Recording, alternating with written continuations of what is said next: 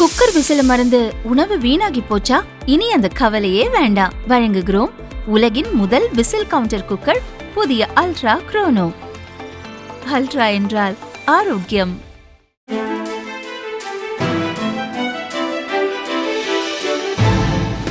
தட்டை, சீடை, முறுக்கு, ரிப்பன் பக்கோடா, அதிரசம், என்ன வேணாலும் செய்யுங்க.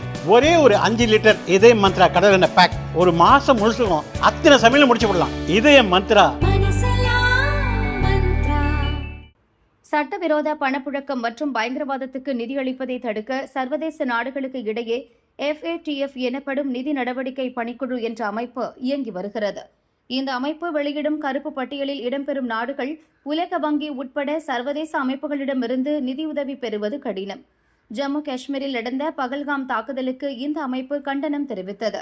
இதுகுறித்து அந்த அமைப்பு வெளியிட்ட அறிக்கையில், பாகிஸ்தானின் ஆதரவின்றி இந்த செயலை பயங்கரவாதிகள் அரங்கேற்றி இருக்க மாட்டார்கள் என குறிப்பிட்டிருந்தது. இந்நிலையில் நிதி நடவடிக்கை பணிக்குழு சமீபத்தில் ஆய்வறிக்கை ஒன்றை வெளியிட்டுள்ளது. அதில் கடந்த 2020 இந்திய கடற்பரப்பில் அத்துமீறி சென்ற கப்பலை இந்திய கடற்படையினர் மடக்கி பிடித்து சோதனையிட்டனர். இதில் ஏவுகணைகளை தயாரிக்கும் உபகரணங்கள் இருப்பதை கண்டறிந்து பறிமுதல் செய்தனர். இந்த கப்பல் பாகிஸ்தானுக்கு செல்ல இருப்பதையும் கண்டறிந்தனர். இது சர்வதேச சட்டங்களை மீறும் செயல் என குறிப்பிட்டுள்ளது. ஏற்கனவே பாகிஸ்தான் எல்லை தாண்டி பயங்கரவாத செயல்களில் ஈடுபட்டு வருவதாக இந்தியா தொடர்ந்து குற்றஞ்சாட்டி வருகிறது. இந்த சூழலில் நிதி நடவடிக்கை பணிக்குழுவின் அடுத்தடுத்த அறிக்கைகளால் பாகிஸ்தானுக்கு மேலும் சிக்கல் ஏற்பட்டுள்ளது. இதன் மூலமாக பாகிஸ்தானுக்கு வழங்கப்படும் சர்வதேச நிதி ஆதாரங்களுக்கு தடை விதிக்கும் நோக்கில் மத்திய அரசு ஈடுபட்டு வருகிறது.